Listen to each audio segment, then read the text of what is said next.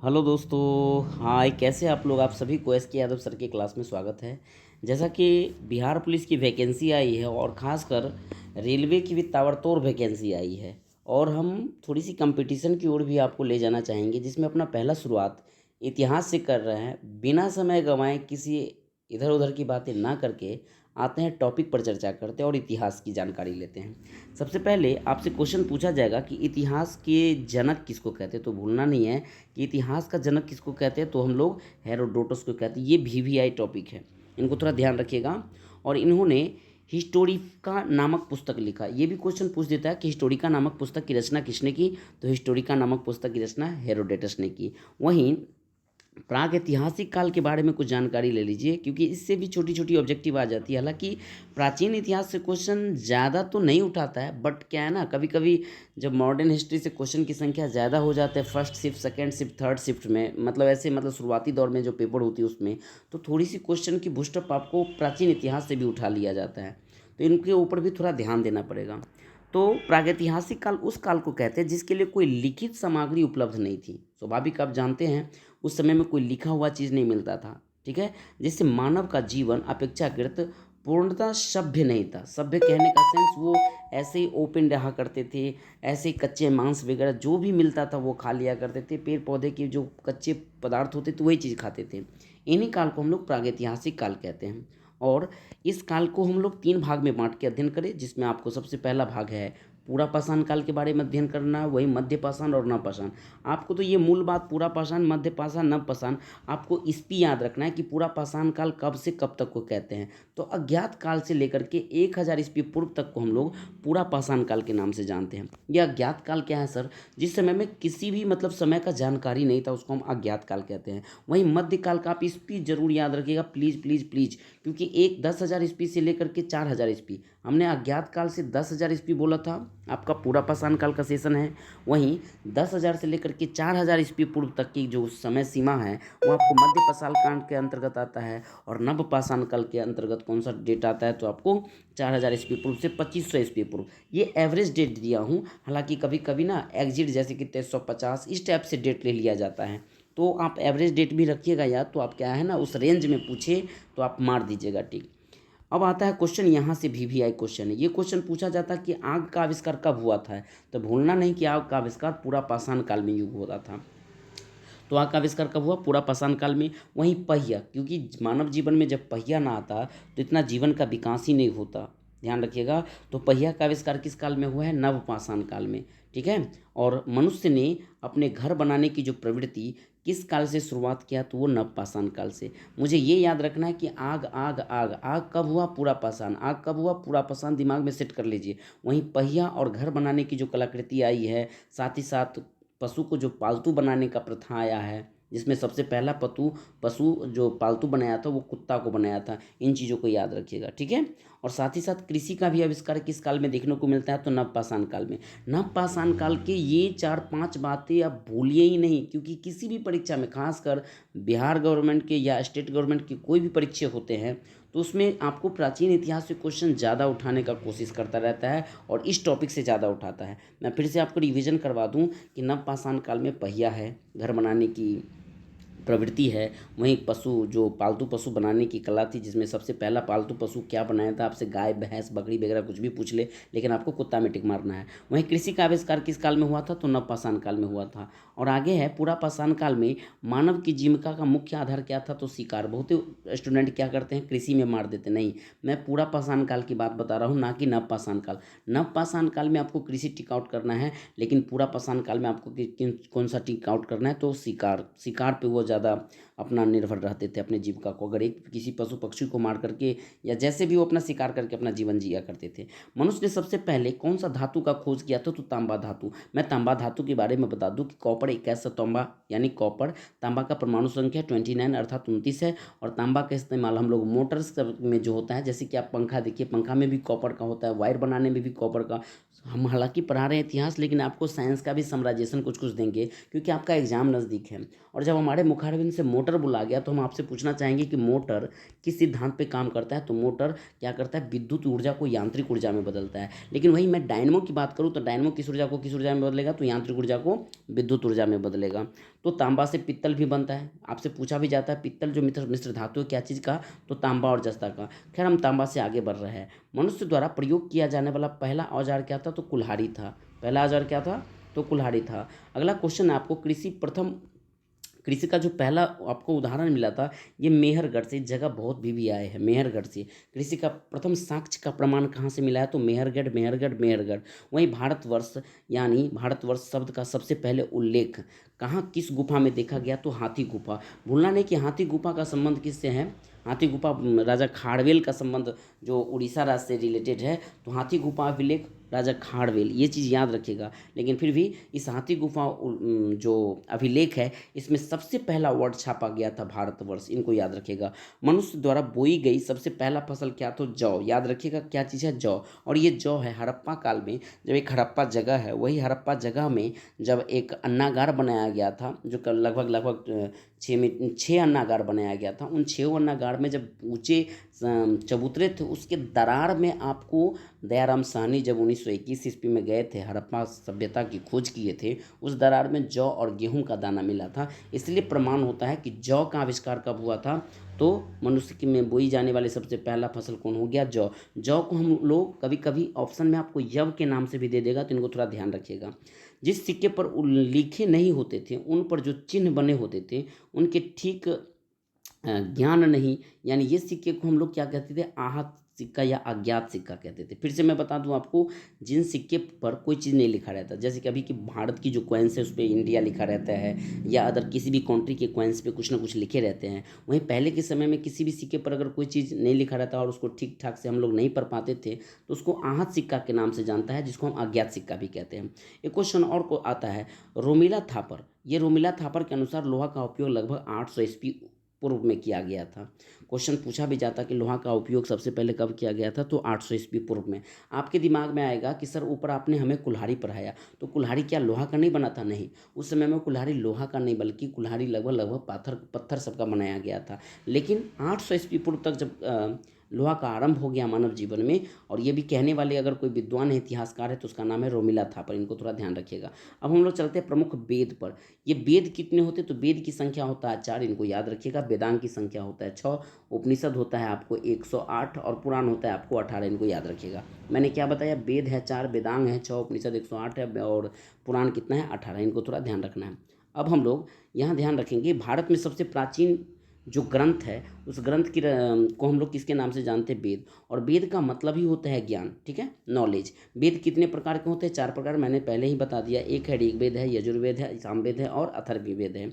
याद रखिएगा, ऋग्वेद से रिलेटेड ढेर सारा क्वेश्चन आपको पूछा जाता है। सबसे प्राचीन वेद को जो होगा उसको हम लोग किस वेद के नाम से जानते हैं, ऋग्वेद। यानी सबसे पहला पहला वेद कौन सा है, तो ऋग्वेद। इसमें कुल मिलाकर के कितने मंडल है, तो 10 मंडल है, और 228 सूक्त है, और 10,462 ऋचा है। ये ऑब्जेक्टिव में खासकर +2 वाले बच्चों को ज़्यादा पूछ दिया जाता है। बाकी रेलवे भी कई बार ऐसे ऐसे क्वेश्चन आपको देखने को मिलेगा, लेकिन क्वेश्चन की संख्या संकुचित होती जा रही है, अर्थात मैथ रीजनिंग की पोजीशन बढ़ाता जा रहा है। इस वजह से इस क्वेश्चन की ओर ज़्यादा नहीं ध्यान दिया जा रहा है। फिर भी स्टेट गवर्नमेंट की जो भी पेपर होती है वहाँ ज़्यादातर क्वेश्चन यहीं से पूछा जाता है कि सबसे प्राचीन वेद कौन है, तो ऋग्वेद है। इसमें कितने मंडल है, तो 10 मंडल है, और सूक्त की संख्या कितना है, तो 10 से 28 है, और ऋचा की संख्या कितना है, तो 10,462, इनको याद रखिएगा। फिर आगे हम लोग बढ़ते हैं, और अगला जो अपना मेन कड़ी है कि ऋग्वेद में टोटल के ऋग्वेद की कितनी शाखाएं हैं, तो 5 शाखाएं हैं। ऋग्वेद की कितनी शाखाएं हैं, तो 5 शाखाएं हैं। ये 5 से हम एक और जी के आपको याद करवा दूं। क्वेश्चन जब एक पुस्तक है अकबरनामा, और अकबरनामा की रचना किसने किया था और ये कितने भाग में बटा था, तो वहाँ भी 5 भाग में बटा है। कई बार ये क्वेश्चन पूछा था, इस वजह से उनको थोड़ा ध्यान रखिएगा। ये थोड़ा कभी कभी क्या है ना, स्क्रीन आपको ये गड़बड़ कर देता रहता है। आइए, देवता सोम, यानी सोम देवता का संबंध किस वेद में देखने को मिलता है, तो ऋग्वेद में। और ऋग्वेद के कैमे मंडल में, तो इनको याद रखिएगा 9वें मंडल में। ऋग्वेद में 25 नदियों की जिक्र किया गया, यानी टोटल 25 नदी का क्या किया गया, चर्चा किया गया है। नदी के मामले में अगर 2-3 प्रश्न अगर आपसे हम फेंक दूँ तो आप उसका कैच कीजिए, जवाब दीजिए। क्वेश्चन पूछा जाएगा कि विश्व की सबसे बड़ी नदी कौन है, तो नील नदी है। वहीं विश्व की सबसे चौड़ी नदी की दृष्टि से कौन नदी है, अमेजन नदी है। भारत की सबसे बड़ी नदी अगर पूछेगा तो आपको गंगा में टिक मारना है, लेकिन भारत में बहने वाली सबसे बड़ी नदी होगा तो उसका जवाब होना चाहिए आपको ब्रह्मपुत्रा। क्यों? क्योंकि भारत की यानी भारत में उत्पन्न नदी को हम लोग भारत की नदी कहेंगे, और भारत में यानी वो तिब्बत के मानसरोवर झील से उत्पन्न, मतलब वहाँ से निकलती है जो, वो आपको ब्रह्मपुत्रा नदी। हालांकि ब्रह्मपुत्रा नदी, भारत में ब्रह्मपुत्रा नदी की लंबाई 2900 किलोमीटर के अप्रॉक्सीमेट है और 2525 किलोमीटर गंगा की, लेकिन दोनों में बड़ी बड़ी करके क्वेश्चन पूछ देता है, तो याद रखिएगा, कहेगा भारत की लगा करके गंगा में टिक मारना है, यानी भारत की सबसे बड़ी नदी पूछे तो गंगा, और भारत में बहने वाली सबसे बड़ी नदी है तो हो जाएगा आपको ब्रह्मपुत्रा। वहीं 2 नदी और पूछ लिया जाता है, वैसी नदी जो विपरीत दिशा में बहती है। विपरीत दिशा किसको कहते हैं? जब आप ऊंचाई की ओर बढ़ते हैं ना, यानी गहराई से ऊंचाई की ओर ही पानी जा रहा है, उसका नाम है नर्मदा और ताप्ती। कौन सा नदी मैंने बोला? नर्मदा और ताप्ती। लेकिन थोड़ा सा दक्षिण भारत में जब आइएगा, जब भारत का मैप देखिएगा, तो ये नीचे नीचे वाला जो भारत होते हैं, यहाँ पे 2 नदी बहती है, और एक है आपको कावेरी नदी और एक है आपको वृद्धगंगा। तो क्वेश्चन पूछा जाता है कि दक्षिण भारत की गंगा, तो आपको कावेरी में टिक मारना है, लेकिन दक्षिण भारत में दक्षिण यानी वृद्धगंगा किसको कहते हैं, तो आपको गोदावरी में टिक मारना है। इनको थोड़ा ध्यान रखिएगा।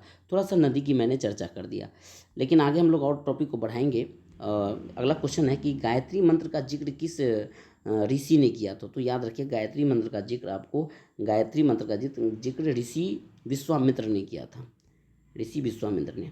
ठीक है।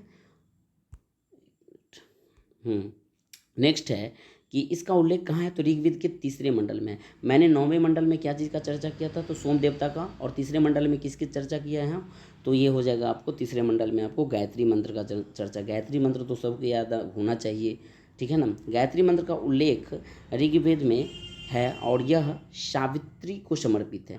सावित्री होता है भगवान, उसको समर्पित है, एक देवी होती है, उनके प्रति समर्पित है गायत्री मंत्र। ऋग्वेद में 7वें मंडल में राजा सुदास तथा 10 अन्य राजाओं के बीच युद्ध का वर्णन किया गया। क्वेश्चन पूछा जाता है कि किस मंडल में युद्ध का वर्णन है, राजाओं के बीच युद्ध हुआ था, तो आपको 7वां नंबर मंडल में। ठीक है।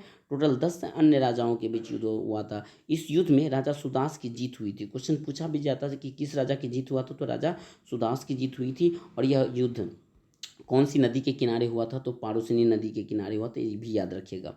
वर्तमान में यह नदी को हम, पारुसनी नदी को हम लोग रावी नदी के नाम से जानते हैं। ठीक है। ये हो गया आपका ऋग्वेद खत्म। वहीं मैं यजुर्वेद की चर्चा करूँ तो यह वेद गद्य और पद्य 2 खंड में। गद्य क्या है सर? कविता फॉर्म में जो रहता है उसको हम लोग पद बोलते हैं, और जो कहानी फॉर्म में रहता है, कोई चीज़ लिखा हो, उसको गद्य कहते हैं। अर्थात 2 भागों में यजुर्वेद को अध्ययन करना है। इसके 2 भाग क्या है, एक कृष्ण यजुर्वेद है, एक शुक्ल यजुर्वेद है। सबसे पहले हम लोग याद करेंगे कि सामवेद, फिर उसके बाद क्या है, सामवेद किसको कहते हैं? वैसा वेद जिसमें संगीत की चर्चा है, अर्थात गीत से रिलेटेड बात हो, इसलिए इसे भारतीय संगीत का जनक भी कहते हैं कि उस वेद का नाम बताइए जो भारतीय संगीत का जनक है, तो उसका आपको टिक आउट करना है सामवेद।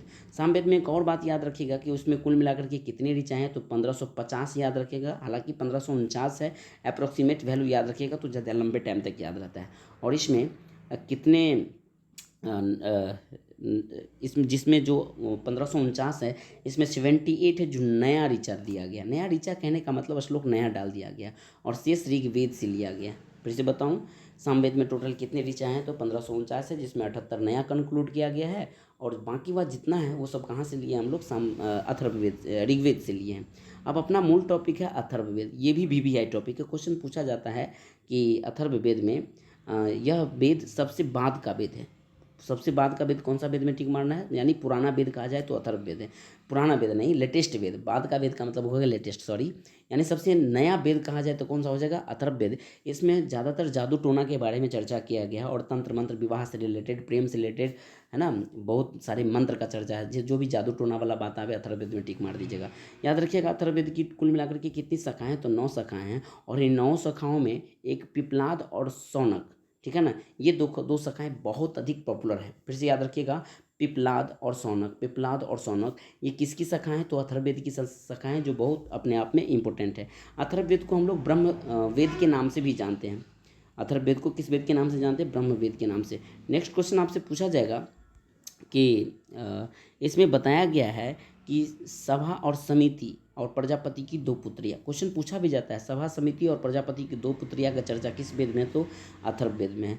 और वेदांग की संख्या का टोटल कितना है, तो हम पढ़ा दिए थे। वेदांग की संख्या कितना है, 6। वेद कितना है, 4। वेदांग में 6 में कौन कौन अध्ययन करना है हमको, शिक्षा के बारे में एक वेदांग की चर्चा है, ज्योतिष के बारे में, व्याकरण के बारे में, कल्प और निरुक्त और छंद। ये टोटल आप वेदांग याद रखिएगा छोटी परीक्षा के लिए। बाकी आप हाई लेवल की पेपर की तैयारी करते हैं तो शिक्षा के बारे में, शिक्षा की चर्चा क्या है, व्याकरण क्या है, जैसे कि पाणिनि को व्याकरण का जनक कहते हैं, संस्कृत व्याकरण का, सभी प्रकार के व्याकरण होते हैं। अब एक टॉपिक आपको ये भी याद रखना है कि पुराण की संख्या टोटल कितना है, तो पुराण आपको 18 है और उपनिषद कितना हम बताए थे, तो 108 है। पुराण के रचयिता कौन है, लोमहर्ष और उनके पुत्र उग्रश्रवा है, इनको भी याद रखिएगा। पुराण के रचनाकार लोमहर्ष और उग्रश्रवा। पुराणों की सबसे प्राचीन पुराण मत्स्य पुराण को जाना जाता है। प्राचीन पुराण कौन से पुराण है, मत्स्य पुराण है। वर्तमान में उपलब्ध पुराण गुप्त काल के आसपास के है और विष्णु पुराण का संबंध मौर्य काल से। बड़ी वीवीआई क्वेश्चन, इनको याद रखिएगा। क्वेश्चन पूछा जाता है कि जो गुप्त काल है, गुप्त काल में कौन सी पुराण का संबंध है, तो वायु पुराण। वैसे भी हवा देखो ना, ट्रिक से याद रखो, हवा क्या है, गुप्त है। गुप्त माने गुम है, हवा दिखता नहीं है। तो क्वेश्चन आ जाता है कि वायु पुराण का संबंध किससे है, तो आपको गुप्त काल में टिक मार दीजिएगा। विष्णु पुराण का संबंध किस वंश से, तो आपको मौर्य वंश में इसमें टिक मार दीजिएगा। मत्स्य पुराण का संबंध सातवाहन वंश से है और वायु पुराण तो गुप्त वंश हम बताइए दिए, गुप्त काल माने गुप्त वंश। ये 4 पुराण को जरूर याद रखिएगा, प्लीज़ प्लीज़ प्लीज़। मैंने बोला कि गुप्त पुराण यानी वायु पुराण, वायु गुप्त है, दिखता नहीं है, तो आपको गुप्त काल में टिक मारना है। फिर से विष्णु, विष्णु में क्या है, मौर्य है ना, मौर्य वंश का संबंध विष्णु पुराण से रिलेटेड है। मत्स्य पुराण सातवान, मौत तो में तो सात तो ऐसे टिक करके याद रखिएगा। और वायु पुराण गुप्त वंश है। अर्थशास्त्र के लेखक चाणक्य है। क्वेश्चन ये बहुत क्रीम है, वीवीआई है, खासकर +2 के बच्चे आप ज़्यादा ध्यान रखना। क्वेश्चन पूछा जाता है कि अर्थशास्त्र के लेखक कौन है, तो चाणक्य है। और चाणक्य को हम लोग विष्णुगुप्त और कौटिल्य के नाम से भी जानते हैं। चाणक्य को किसके नाम से जानते हैं, विष्णुगुप्त और कौटिल्य के नाम से जानते हैं।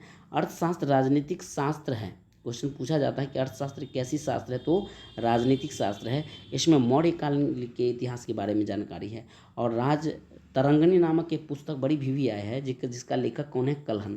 राज तरंगिणी के लेखक कौन है, कल्हण। और इस पुस्तक में कश्मीर के राजाओं के बारे में चर्चा परिचर्चा किया गया है। क्वेश्चन ये बड़ी क्रीम है, मैं बार बार यहाँ पे रुक रहा हूँ और आपको याद करवाना चाह रहा हूँ। क्वेश्चन पूछा जाएगा कि राज तरंगिणी के लेखक कौन है, तो कल्हण।